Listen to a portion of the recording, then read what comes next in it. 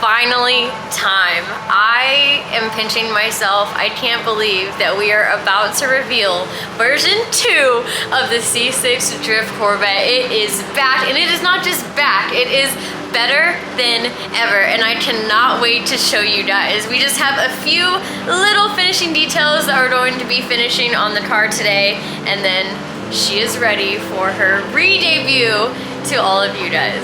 It has actually been just over 200 days since the C6 Corvette caught fire at Hyperfest. Nick did such a good job completely rebuilding the car. He's basically built this car fully twice in a single year, and I'm really excited to walk you guys through all of the changes, upgrades, things that he decided to do a little bit differently, and where the car currently is at in its newest final form.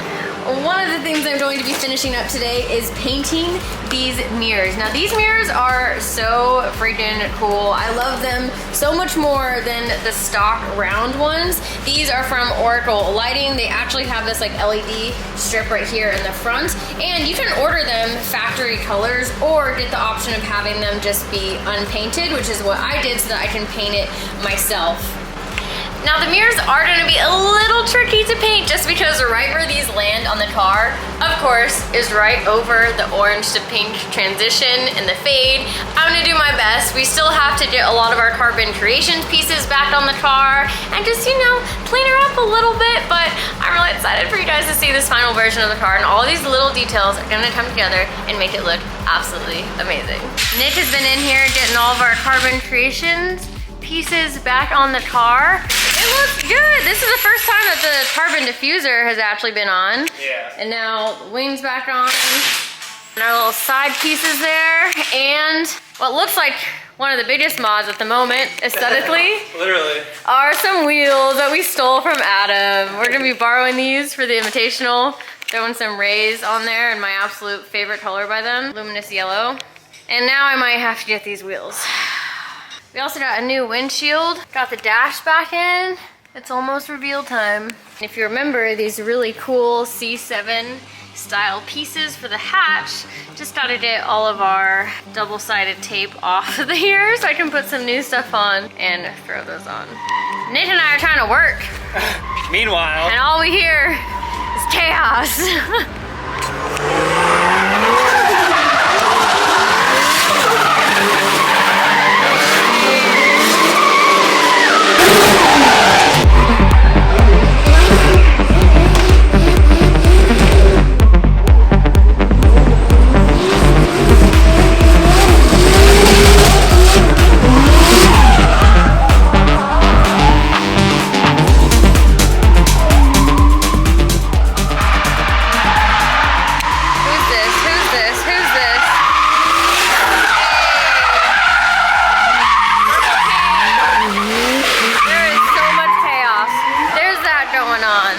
The C6 is pretty much fully together, and look at this.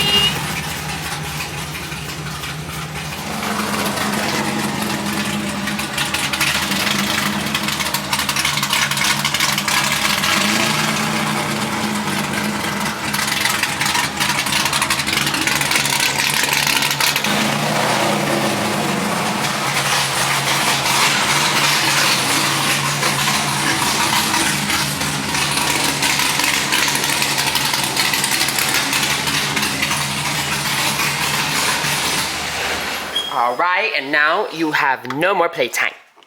I shut this off. Wow, car's just now back and you're already just trying to cut her off. Look. No, yeah, we're gonna keep this running. Okay.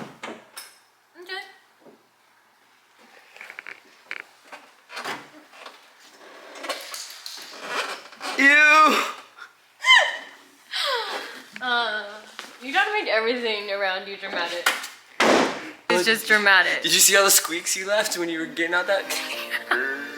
You guys, the C6 Corvette is not just back. I promise you it is better than ever. I still am pinching myself that the full rebuild is complete. Now, one part that I didn't do any filming for was me redoing all of the clear and doing the clear on all of our carbon fiber pieces. So when I first painted the car, in order to get this fade, you have to rely on so much overlapping. You're basically relying on the overspray itself to get this nice gradual transition of color all the way to the front. But with doing that, you are also sort of building up the paint, and it's getting thicker and thicker as you keep that overspray on the car. Now, when I first cleared this entire car, I did 3 coats of really thick clear. I let it cure for a few days. Ooh, hold up, can we appreciate this prism? Oh, it's so good. So I let it cure for a few days, but I could still feel a little bit of texture, especially right here where this area in particular has the most color transition. Going from here all the way to here, I still felt like a slight grain. So off camera, I took all of the panels off the car. I re-sanded every single piece and re-clear coated the entire car with 3 more layers of clear, and that really brought the whole paint transformation home. The color is absolutely beautiful. The gloss is insane. The prism really stands out on the back part here. And since I was re-clear coating everything anyway, this time I took the paper off of what was covering our carbon bits and was able to respray the clear on our carbon this time too, which I never really told you guys about the carbon hatch that has probably saved at least 10, 15 pounds, maybe even 20. This was actually a custom piece from Sultan. Shout out and thank you to Sultan. He's not currently selling any carbon pieces to the public, but we met at the drift event in Ireland and he drifts a fully carbon Aston Martin drift car. I think he has a Bentley drift car now too, and he makes the carbon molds himself for fun. So he's currently building a C6 and had molding for a bunch of pieces for the C6 and sent me out the hatch, which I absolutely loved, and it is so much lighter than having the glass in there. So that is what I put on the car there. He also sent a bunch of full carbon fiber replacements for the front and rear of the car, so you can like completely cut out the rear and remove the front like fender, engine bay, well areas. So we haven't gotten to installing any of that and probably won't for a while since the car is just now up and running, but just wanted to do a big shout out and thank you to Sultan for this really awesome carbon hatch. So I laid some thick clear coat on that as well. I applied clear coat on all of the carbon pieces. So I was able to do 3 coats of clear to the dash and to all of our carbon creations, carbon fiber pieces that I have on this car. So huge shout out and thank you to Carbon Creations. They sent me a brand new hood because y'all know that the previous hood was absolutely destroyed. So I got the same exact hood that I got before from Carbon Creations, but this time I was able to finish the hood. Hand painted outline, sort of like pinstriping. And this is what I wanted to originally do on the hood before, but y'all know what happened to that hood. I didn't really do a lot of filming when I did this because I've never done anything like this before. It really makes the exposed carbon pop, and I've always wanted to do this, and I think it turned out really well. So the last coats of clear that I did on the hood also got this carbon part right here. I also did clear coat on our side skirt and our Carbon Creations front lip as well. So yeah, your girl was busy painting a lot and it just got repetitive, so I didn't end up filming a lot of it. It is so satisfying now to see everything complete and all glossy. It looks so good. There are a few things I need to finish painting, one of them being the inside of this door. I was gonna do the inside of the doors neon yellow so it matches the rest of the interior. And I'm not gonna lie, I was actually rushing when I painted the mirrors. I really like how they turned out, but I missed a very crucial part of this entire process. I forgot to put the prism on. So if you notice, the mirrors look a lot brighter, which I shouldn't even point this out, you probably wouldn't have noticed, but the mirrors look a lot brighter because it doesn't have the prism effect on it yet, which, ooh, what is that prism shot? Oh, it's so good. The prism kind of mutes the neon just the tiniest bit, but it does have clear coat on it, so I do need to take this back in the booth and shoot prism on it. But I think it worked out because if you see right here, I put tape down for our LED so you can see it through the paint, and I think it'll look really cool and kind of frosty and diffused if I spray the prism over that area, over the LED. So everything worked out. I just gotta throw these back in the booth, throw on some prism and some clear, and then our mirrors will be 100% done. Now, aside from all the cosmetic stuff that I was able to do with the car, the more impressive things are the entire car itself being rebuilt and made better from the inside out.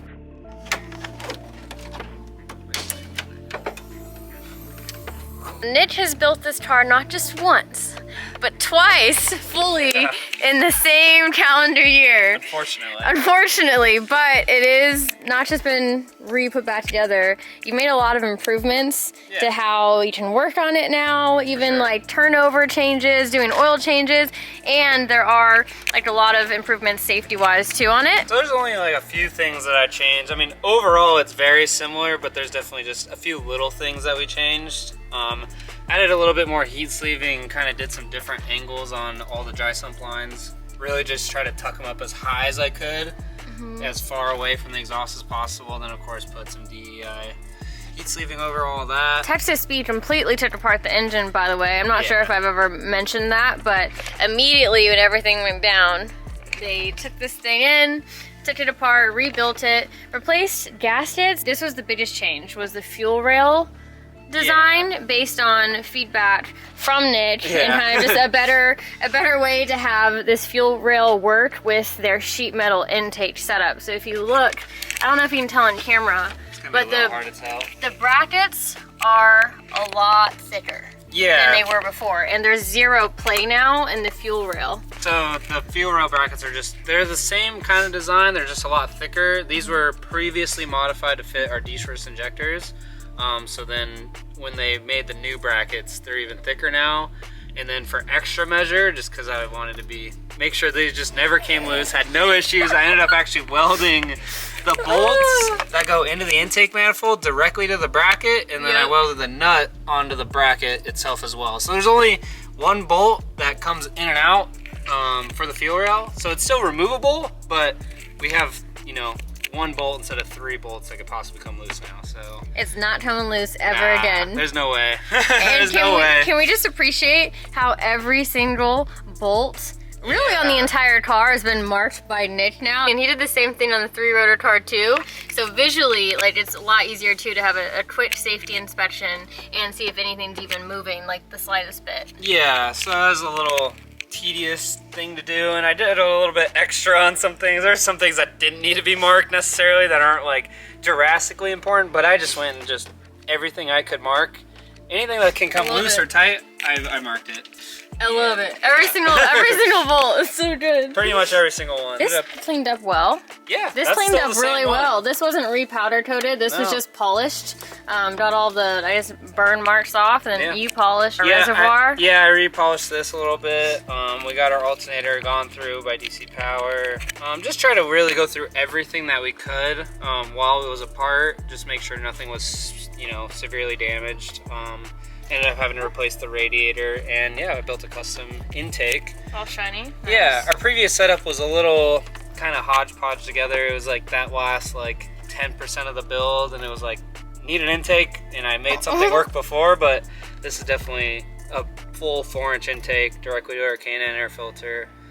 So I think that'll help a little bit with just airflow to the engine. Should be a little bit better. But other than that, I mean, basically everything else is still exactly the same in the engine bay. I really love your new oil change system that you designed, which is kind of awesome. So that was like a big thing with this car, is just anytime we had to do an oil change, it was like a dreading thing to go through. And you do it after every event. Yeah, you have to with this type of car. You know, this is a highly serviceable car. It needs to be, you know, gone through basically after every drift event. So doing an oil change is very important.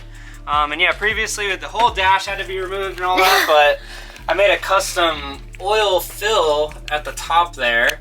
So that's all the Vibrant products. We're able to just pull that off and be able to fill the engine through there. Without having to take everything apart. Yeah, without taking the whole dash apart, the box that covers the whole dry sump system, all that stuff.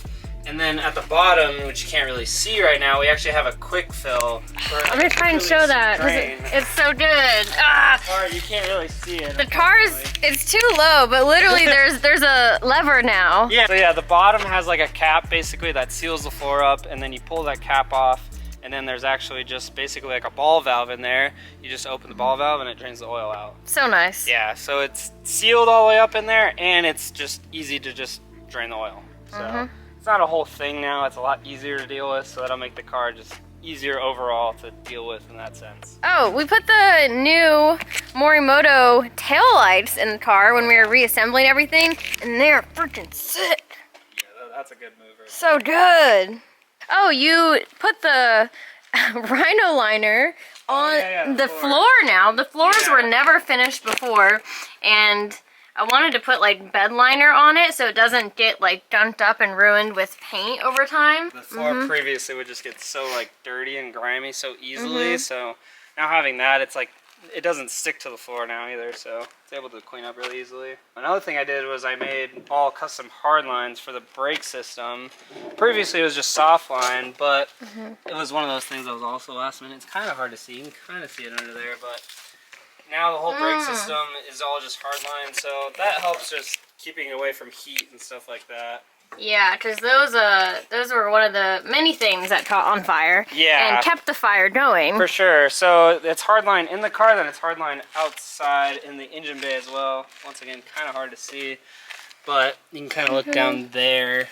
Oh yeah. So all those lines that are close and near the exhaust or anything right now are hardline, which is much better. That won't melt away like soft line would. So Yeah.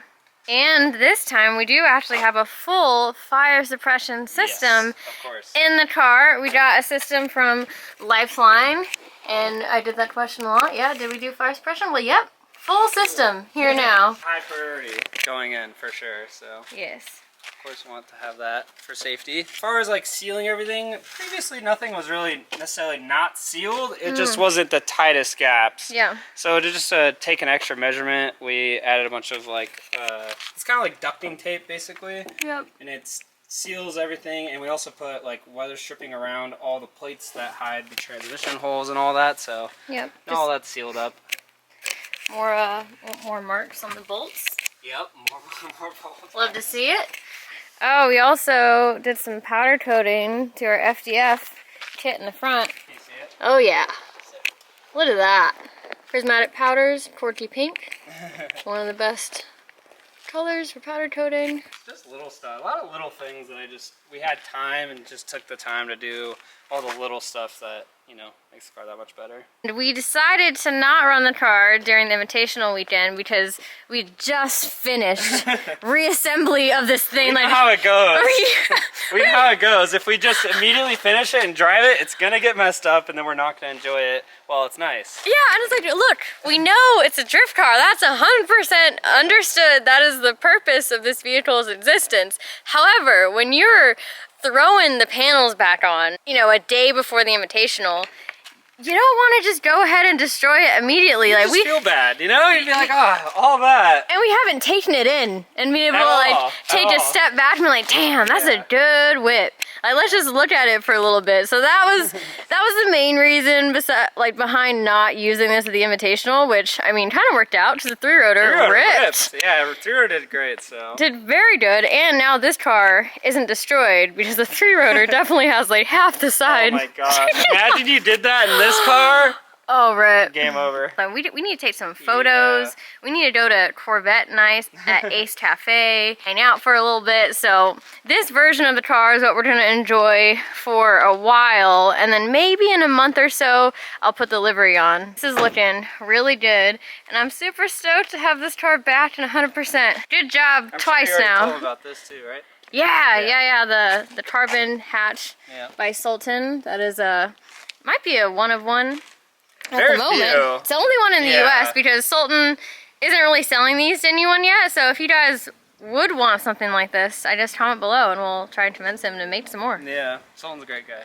Love that guy. I was guessing 10 to 15 pounds off in terms of weight, but would it be more? Probably way more. Yeah, because the other one's heavy. Normally huh? this is all glass. Yeah. So, and that's the heaviest part of it. I mean, the rest of it is just fiberglass, like normal, but this one's carbon fiber completely, and Here, it we doesn't can have the open glass. it. So light, it's Very ridiculous.